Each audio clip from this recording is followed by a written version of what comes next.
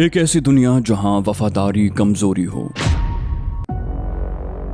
और धोखाधड़ी काबिल तारीफ। जब जासूसों और दहशतगर्दों का बेरहम माफिया पाकिस्तान को तोड़ने की साजिश करता है,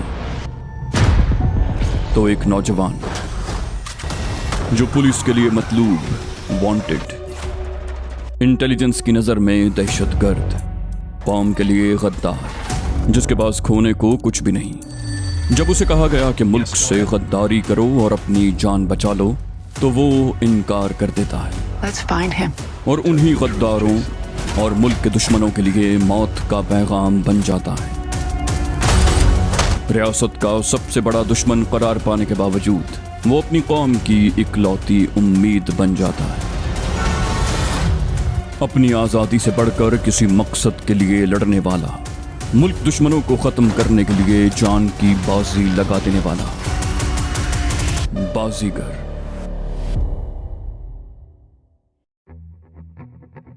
हैदरी से हमने टैक्सी पकड़ी और उसे नॉर्थ नाज़िमाबाद चलने को कहा। कम फासले के लिए टैक्सी वाले बहुत नखरे करते थे। मैं चाहता तो टैक्सी वाले को जबरदस्ती ले जाता, मगर मैं कोई हंगामा करने के मूड में नहीं था, इसलिए उसने 20 रुपए मांगे तो मैं 20 रुपए पर राजी हो गया। मैं उस वक्त बड़े साईं के बंगले पर जा रहा था। मीटर से वहां तक जाने के बमुश्किल 6-7 रुपए बनते। मैं टैक्सी वाले को वहां नहीं ले जाना चाहता था जहां हम मुकीम थे। मुझे उम्मीद थी कि बड़े साईं के बंगले से मुझे कोई ना कोई गाड़ी मिल जाएगी। हम लोग बंगले पर पहुंचे तो नौकरों ने बताया कि साईं अली मुराद अभी अभी एक सूटकेस लेकर गया है, शायद वो गोट गया हो। मैंने पूछा, यहाँ कोई और गाड़ी मौजूद है? बोला, साईं गिराज में बड़े साईं की गाड़ी मौजूद है, मगर वो कुछ कहते कहते हिचकिचाने लगा। मैंने कहा, हाँ बोलो, मगर क्या? मुलाजिम ने दिल कड़ा करके कहा, साईं अली मुराद के हुक्म के बगैर हम यहाँ की कोई चीज नहीं दे सकते। पहले तो मुझे उसके इनकार पर गुस्सा आया, मगर फिर ये सोचकर उतर भी गया कि ये बेचारे तो मुलाजिम हैं, अगर ये इनकार कर रहे हैं तो इसमें इनका भला क्या कसूर। तैमूर ने मुंह बनाकर कहा, अरे कामरान, यहाँ से फासला ही कितना है, हम लोग 1-1.5 घंटे में पैदल ही वहां पहुंच जाएंगे। पैदल जाने के सिवा कोई चारा भी नहीं था, इसलिए मैं और तैमूर पैदल ही रवाना हो गए। अंधेरा तेजी से फैल रहा था। कुछ दूर तक तो स्ट्रीट लाइट की रोशनी ने साथ दिया, मगर फिर जल्द ही हम आबाद इलाके को पीछे छोड़ाए। चलते चलते मैंने पूछा, तैमूर तुम्हारे पास रिवॉल्वर है? तैमूर ने कहा, मैं तो रिवॉल्वर हर घड़ी अपने साथ रखता हूँ। कुछ ऐसी आदत पड़ गई है रिवॉल्वर की कि उसके बगैर खुद को अधूरा समझता हूँ। फिर वो हंसकर बोला, रिवॉल्वर तो यकीनी तौर पर तुम्हारे पास भी होगा। मैंने कहा, मैं खुद भी रिवॉल्वर के इजाफी बोझ का आदी हो गया हूँ। बाथरूम में भी बगैर किसी हथियार के नहीं जाता। तैमूर से अब तक मेरी तफसीली मुलाकात नहीं हुई थी, इसलिए मैंने उसे भी अपने आइंदा के मंसूबे से आगाह कर दिया। मेरी बात सुनने के बाद उसने कहा, इस सारे सेटअप में एक बात खटक रही है। मैंने चौंक कर पूछा, कौन सी बात? वो बोला, आखिर ग्लोरिया को हमारे मुल्की मामलात की फिक्र क्यों है? मैंने कहा, उसे हमारे मुल्की मामलात से क्या सरोकार, वो तो इंतकाम में पागल हो रही है। मैंने सोचा कि जो कुछ वो करेगी उसमें हमारा ही फायदा है, इसलिए मैंने भी उसकी तजवीज़ मान ली। वरना ग्लोरिया या फर्डिनेंड को इससे क्या दिलचस्पी कि हमारे मुल्क में हमारे ही खिलाफ साजिश हो रही है। हुकूमत आंखें बंद किए बैठी है। भारत के हजारों तखरीबकार मुल्क में घुस आए हैं। वो सब डाकुओं के भेस में हैं और उन डाकुओं ने हुकूमत को नाकों चने चबवा दिए हैं। मैं इतने वसूख से ये बात इसलिए कह रहा हूँ कि वटेरे अहमद बख्श की तिजोरी से जो कागजात निकले थे, उन कागजात में इस साजिश का तस्करा था। मैं और तैमूर अपनी ही धुन में मस्त चले जा रहे थे। अचानक पीछे से किसी गाड़ी के हेडलैंप्स की रोशनी नमूदार हुई। सड़क की दोनों जानिब खुदरौ घनी झाड़ियां थीं। मैंने फुर्ती से तैमूर का हाथ पकड़ा और दाईं जानिब नशेब में उतर गया। गाड़ी जन से हम पे गर्द और मिट्टी उड़ाती हुई गुजर गई। मैंने गाड़ी की सिर्फ एक झलक देखी थी, वो पुलिस की मोबाइल वैन थी। मैं हैरान था कि पुलिस की मोबाइल वैन का वहां क्या काम। फिर जिस तेजी से वो गई थी उसी तेज रफ्तारी से लौटी भी थी। इस दफा उन्होंने हमें देख लिया था, इसलिए छुपना बेकार था। गाड़ी ऐन हमारे सामने आकर रुक गई। फिर उसमें से पुलिस के मुसल्ला जवान कूद कूद कर उतरने लगे। उन सब की राइफलों का रुख हमारी तरफ था।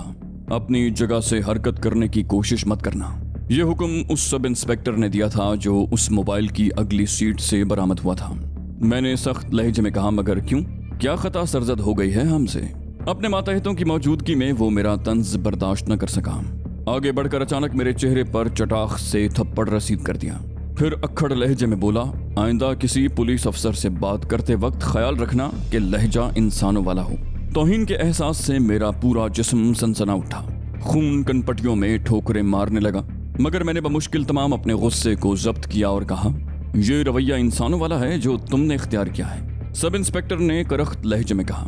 ज्यादा बकवास की तो अभी यहीं लिटा दूंगा, चल गाड़ी में बैठ। मैंने फिर बमुश्किल अपना गुस्सा जब्त किया। कहा, मगर क्यों? मुझे किस जुर्म में गिरफ्तार किया जा रहा है? उसने तज़हीक आमेज लहजे में कहा, ये तो बच्चे थाने जाकर ही मालूम होगा। मैंने भी सख्त लहजे में कहा, तुम मुझे जानते हो मैं कौन हूँ? सब इंस्पेक्टर तंजिया लहजे में बोला, ओ हाँ, मैं जानता हूँ कि तू अमेरिका का सदर है, मगर थाने तो तुझे चलना ही पड़ेगा। मैंने झुंझुला कर कहा, चलो थाने, मगर बाद में तुम्हें पछताने का मौका भी नहीं मिलेगा। मैंने दिल कड़ा करके कह तो दिया, मगर मैं एक दफ़ा गिरफ्तार हो जाता तो मेरा बचना मुहाल हो जाता। तमाम पुराने केसों की फाइलें खुल जाती। मुझ पे यूं भी वतन दुश्मनी, गद्दारी, कत्ल और डकैती के बेशुमार केस थे। एक दफ़ा तो मैं ग्लोरिया और वडेरे अहमद बख्श की वजह से बच गया था, मगर अब न जाने क्या हालात होते। न जाने पुलिस वाले हमें किस सिलसिले में थाने ले जाना चाह रहे थे, मगर हर सूरत में वहाँ मेरी शनाख्त हो जाती। फिर मामला पुलिस के हाथ से निकलकर दूसरी एजेंसियों के हाथ में चला जाता। वहाँ फायरिंग स्क्वाड पहले ही मेरा मुंतजिर था। मेरी समझ में नहीं आ रहा था कि आखिर पुलिस वाले क्यों और कैसे हमारे पीछे आए हैं। बहरहाल वो वक्त इस बात पर गौर करने का नहीं था। फौरी तौर पर मुझे उन पुलिस वालों से अपनी जान छुड़ाना थी जो मुझे उस वक्त नामुमकिन नजर आ रहा था। सब इंस्पेक्टर ने फिर तंज किया, बोला कि सोच में पड़ गए नवाब साहब। फिर वो अपने एक मातहत से मुखातिब हुआ, अकबर खान, इन्हें हथकड़ी लगाओ, ये लोग शराफत से नहीं जाएंगे। अकबर खान ने अपनी राइफल दूसरे सिपाही के हाथ में पकड़ाई और मोबाइल वैन से हथकड़ियों की एक जोड़ी निकाल ली। वो पहले तैमूर की तरफ बढ़ा। उसने तैमूर की बाईं कलाई पर हथकड़ी लगाई और उसे खींचकर मेरे नजदीक कर दिया, क्योंकि दोनों हथकड़ियां एक ही जंजीर से मुंसलिक थीं। वो जो ही मेरे और सब इंस्पेक्टर के दरमियान में आया, मैंने उसके सीने पर पूरी कुव्वत से लात रसीद की। वो उलटकर सब इंस्पेक्टर पर गिरा। मैंने बिजली की सी तेजी से बाईं तरफ के नशेब में छलांग लगा दी। मैं पहले ही जायजा ले चुका था कि सड़क के दोनों अतराफ घनी झाड़ियां हैं। सब इंस्पेक्टर धाड़ा, पकड़ो इसे। मैंने इस दौरान में अपनी जेब से रिवॉल्वर निकाल लिया था और झाड़ियों में दुबका हुआ भागते हुए कदमों की आवाजें सुन रहा था। उनकी वैन का एक हिस्सा मुझे वहां से भी नजर आ रहा था। मैंने वैन का निशाना लिया और जग के बाद दीगरे एक तरफ के 2 टायर नाकारा कर दिए। फायर करके मैंने फुर्ती से अपनी जगह बदली और कुछ फासले पर मजीद घनी झाड़ियों में घुस गया। कांटेदार झाड़ियों में उलझकर मेरी जैकेट कई जगह से फट गई। हाथों और चेहरे पर भी खराशें आईं, मगर उस वक्त उन खराशों की कोई अहमियत नहीं थी। सब इंस्पेक्टर फिर धाड़ा, ओए करमदाद, वो हरामजादा मुसल्ला है, तूने उसकी तलाशी क्यों नहीं ली? करमदाद बोला, सर जी बात तो आप कर रहे थे, आप ही तो कहते हैं कि। सब इंस्पेक्टर ने उसे झिड़क दिया, ओए बकवास बंद कर, इसके साथी की तलाशी ले। मुझे यकीन है कि ये दोनों ही वारदाती हैं, वरना हमें देख कर छुपते क्यों? उसकी बात सुनकर मुझे अपनी गलती का एहसास हुआ। जिस वक्त वो जा रहा था उसने हमें छुपते देख लिया था। मेरा ये ख्याल गलत था कि पहली दफा उसने हमें देखा नहीं था। फिर मुझे इस बात का भी अफसोस था कि तैमूर अभी तक उनके कब्जे में था। उसके हाथ में हथकड़ी ना होती तो शायद वो भी फरार हो जाता, मगर मुझे लग रहा था कि हथकड़ी लगाने वाले सिपाही ने उसकी जंजीर मजबूती से पकड़ ली होगी। वैन के टायर नाकारा हुए तो सब इंस्पेक्टर के मुंह से मुगल्लजात का तूफान उबल पड़ा और जवाबी तौर पर कई फायर एक साथ हुए। वो लोग बगैर देखे अंधाधुंध फायरिंग कर रहे थे और वो गोलियां भी उस समत चला रहे थे जहां मैंने छलांग लगाई थी। सब इंस्पेक्टर चीख कर बोला, टॉर्च निकालो गाड़ी से, मैं इसे छोड़ूंगा नहीं। किसी ने जवाब दिया, गाड़ी में टॉर्च नहीं है सर जी। सब इंस्पेक्टर ने किसी को हुक्म दिया, तो फिर तुम उन झाड़ियों में जाओ और उसे पकड़ो। तुम भी जाओ अमीन खान, मेरा मुंह क्या देख रहे हो? आवाज आई, सर जी वो तो मुसल्ला है। आवाज शायद उसी सिपाही की थी जिसे सब इंस्पेक्टर ने अमीन खान के नाम से मुखातिब किया था। सब इंस्पेक्टर धाड़ा, वो मुसल्ला है तो तुम क्या निहत्ते हो? उसके पास तो सिर्फ रिवॉल्वर है, तुम्हारे पास तो गन्ने हैं, तनख्वाह हराम की लेते हो क्या? मैंने सोचा जवाब में कहूं कि तनख्वाह तो हलाल की होती है, मगर उसमें हराम की इतनी आमेजिश हो जाती है कि हलाल और हराम का तनासुब आटे और नमक का होता है। फिर तनख्वाह तो उसे भी मिलती होगी, वो खुद क्यों पहल नहीं कर रहा था? उसके हुक्म पर वो लोग झाड़ियों की तरफ बढ़ने लगे, क्योंकि वाज़ेह तौर पर ऐसी आवाजें आ रही थीं जैसे एक से ज्यादा अफराद झाड़ियों में घुस गए हों। मैं दम साधे बैठा रहा।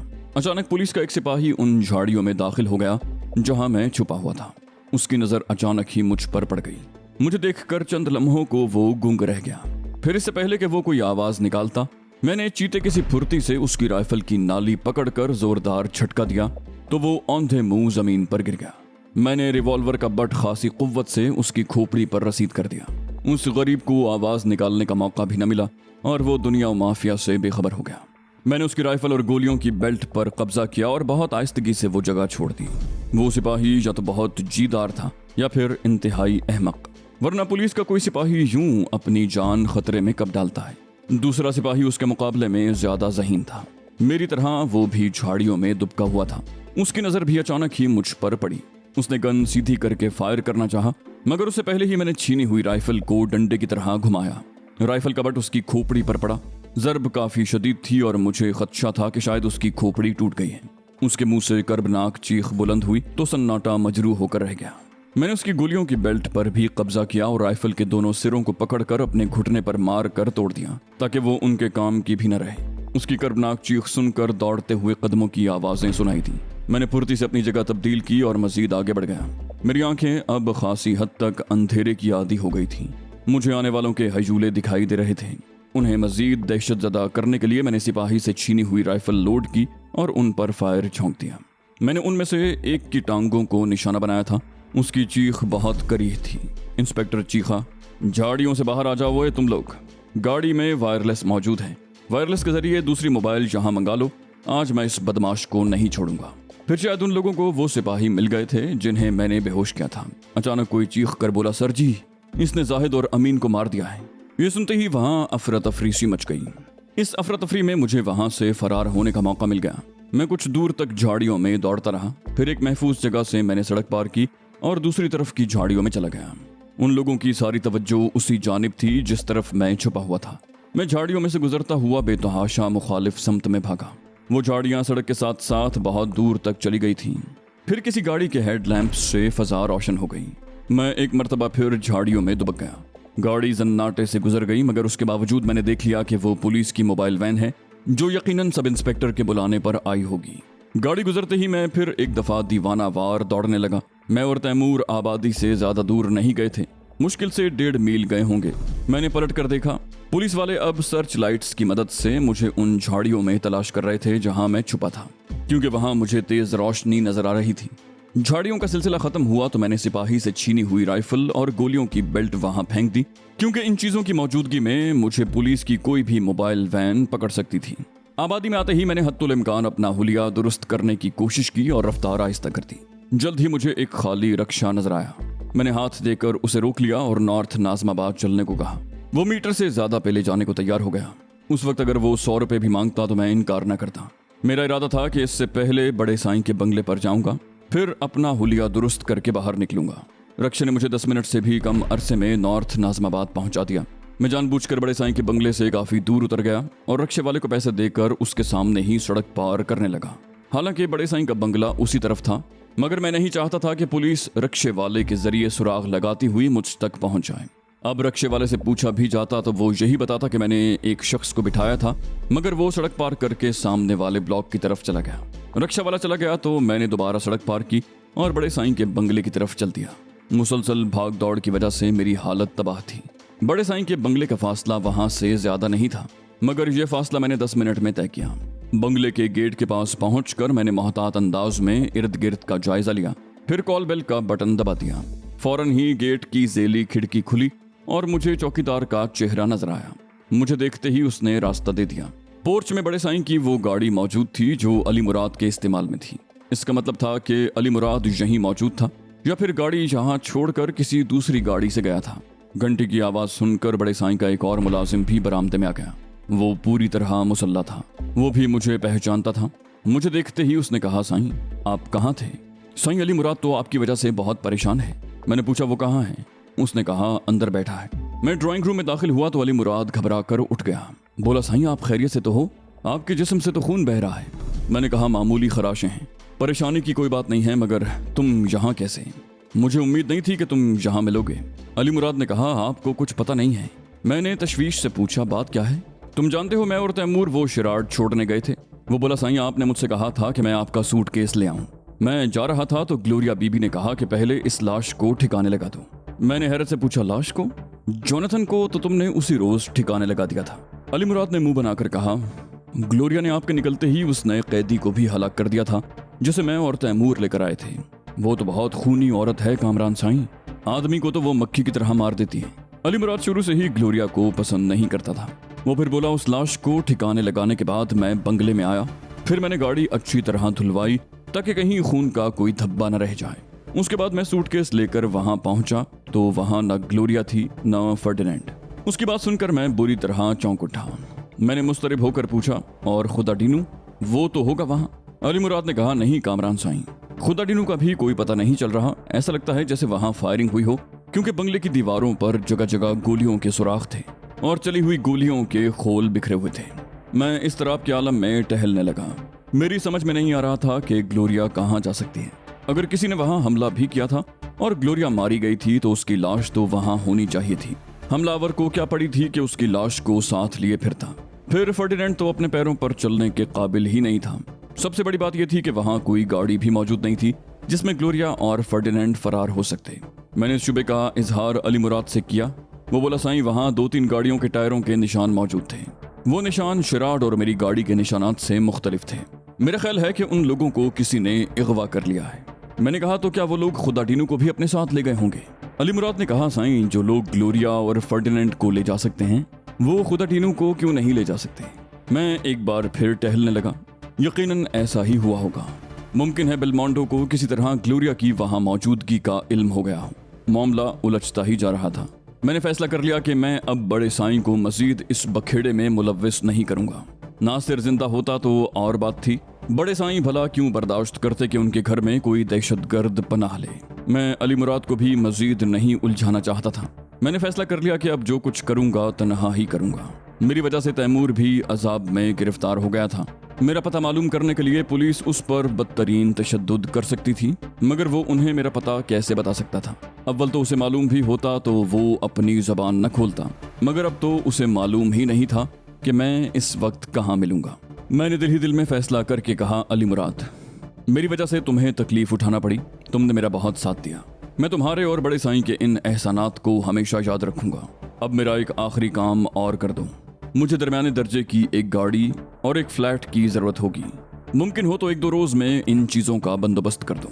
अली मुराद हैरत से आंखें फाड़े मुझे देख रहा था। उसने जज्बाती लहजे में कहा, कामरान साईं, अगर मुझसे कोई गलती हो गई है तो माफ कर दो, मगर ऐसी दिल तोड़ने वाली बातें मत करो। मैं तो तुम्हें अपने भाई की तरह समझता हूँ और तुम। मैंने कहा, मैं भी तुम्हें भाइयों से बढ़कर चाहता हूँ अली मुराद, मगर अब मैं इस भाग दौड़ से थक गया हूँ और कुछ दिन आराम करना चाहता हूँ। फिर मैंने उसे बड़ी मुश्किल से राजी किया कि वो मेरे लिए एक फ्लैट और गाड़ी का बंदोबस्त कर दे। अली मुराद ने हथियार डालते हुए कहा, मैं आपका कहना एक शर्त पर मानूंगा।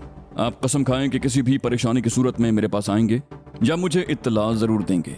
मैंने कसम खाई कि अगर मैं किसी खतरे से 2-4 हो गया तो तुम्हें जरूर बताऊंगा। अली मुराद बोला, फ्लैट तो साईं गुलशन में है। नासिर साईं वाला फ्लैट बड़े साईं ने मुझे दे दिया है। अब जब तक आपका जी चाहे वहां रहें। मैं कुछ कहना चाहता था मगर उसने मुझे टोक दिया, बोला, नहीं साईं, इस सिलसिले में कोई बात नहीं सुनूंगा। मैंने कहा, तुम समझे नहीं अली मुराद। वो बोला, मैं सब समझ गया हूँ, बस आपको मेरी ये बात मानना होगी। ये मैं वादा करता हूँ कि किसी को वहां आपकी मौजूदगी का इल्म नहीं होगा।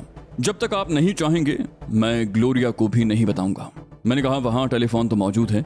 ग्लोरिया या फर्डिनेंड अगर तुमसे राब्ता करें तो सिर्फ उन्हें मेरा नंबर दे देना। वो बोला, साईं, गाड़ी भी शाम तक आपको मिल जाएगी। पिछले साल की मार्क 2 है, देखने में बिल्कुल नई लगती है। 2 दिन पहले मैं मैकेनिक के पास अपनी गाड़ी सर्विस के लिए ले गया था तो वो बता रहा था। मैंने जवाब में कहा, ठीक है, तुम बात करो मैकेनिक से। फिर उससे अपना सूटकेस लेकर उसमें से कागजात निकाले और उससे कहा कि इनकी कम से कम 4 फोटोकॉपियां बनवा ले। उसने 1 घंटे के अंदर अंदर ये काम भी कर दिया। मैंने उसे मजबूत किस्म का एक खुसूसी ब्रीफ केस भी मंगवाया जिसमें निचली तरफ एक खुफिया खाना भी था। फिर मैंने उस ब्रीफ केस की निचली सतह में कागजात की एक कॉपी रखी और सूटकेस में से 10 लाख रुपए निकाल कर सूटकेस दोबारा उसके हवाले कर दिया कि मेरी ये अमानत तुम ही संभालो, मुझे जब जरूरत होगी तुमसे ले लूंगा। मैंने उन्हीं पैसों में से उसे गाड़ी के लिए पैसे भी दे दिए। शाम तक अली मुराद गाड़ी ले आया। गाड़ी की कंडीशन बहुत अच्छी थी और वो बहुत कम चली हुई थी। मैंने उससे जरूरत की कुछ और चीजें भी मंगवाई। उनमें कपड़े, जूते, शेविंग का सामान वगैरह शामिल था। वो सब सामान उसने एक सूटकेस में रख दिया। नासिर के उस फ्लैट में जरूरत की हर चीज मौजूद थी, इसलिए मुझे वहां किसी चीज की परेशानी न होती। जब मैं फ्लैट की चाबी लेकर वहां से रुखसत होने लगा तो अली मुराद अश्कबार हो गया। उसने गुलूगीर लहजे में कहा, कामरान साईं, मैं फिर कहूंगा कि अगर मुझसे कोई गलती हो गई है तो मुझे माफ कर दें और मुझे अपने साथ ही रखें। आप सामने होते हैं तो मुझे लगता है जैसे नासिर साईं सामने बैठे हों। मैंने उसे गले लगा लिया, कहा, मैं तो तुम्हारा एहसानमंद हूँ अली मुराद। तुमने बहुत मुश्किल वक्तों में मेरा साथ दिया है, मेरे लिए अपनी जान खतरे में डाली है। अब मैं बड़े साईं को मजीद किसी आजमाइश में नहीं डालना चाहता। हाँ, अगर तुम मेरे साथ रहना चाहते हो तो बड़े साईं से इजाजत लेकर मेरे साथ आ जाओ। अली मुराद बोला, ठीक है साईं। बड़े साईं के वापस आते ही मैं उनसे कुछ दिन की छुट्टी ले लूंगा और आपके पास आ जाऊंगा। फिर वो चौंक कर बोला, साईं, वहां काम के लिए आपको किसी मुलाजिम की जरूरत भी तो पड़ेगी, आप चाहें तो किसी को साथ ले जाएं। मैंने नरमी से कहा, नहीं अली मुराद, मैं अपने काम अपने हाथों से करने का आदी हूँ। हाँ, कभी जरूरत पड़ी तो तुमसे कह दूंगा। वो बोला, अच्छा चले, मैं आपको फ्लैट तक छोड़ दूं। मैंने दोपहर में एक मुलाजिम को भेजकर वहां की सफाई भी करवा दी है। फिर वो चौंक कर बोला, और साईं, आपकी वो अमानत मेरे पास महफूज है। उसकी मुराद वो सूटकेस थी जो मैंने उसके पास रखवाया था। वो बोला, मैं अगर मर गया तो मेरे वारिस वो अमानत आप तक पहुंचा देंगे। आए अब चलें। मैंने उसके साथ चलने पर कोई एतराज न किया।